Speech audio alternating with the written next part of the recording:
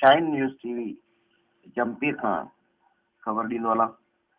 जमपीर में 2021 साल की पुॼाणी जे सिज के हिंदू पंचायत पारां शिव महादेव मंदिर तां अलविदाई सलामी पेश कई वई ऐं केक पिणु कटियो वियो।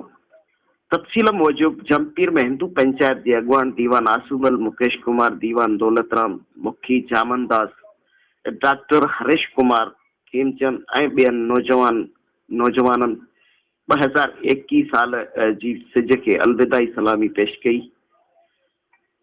वई ऐं तकरीब में जमपीर के शिव महादेव मंदिर तां कोठाई नए साल की आमद जो केक पिणु कटियो वियो। उन मौके ते नौजवाननि पारां जुमरियूं हयूं वयूं। हिंदू पंचायत दीवान बरादरी पारां ख़ुसूसी मुल्क की सलामती ऐं तरक्की जे लाइ दुआऊं पिणु घुरियूं वयूं।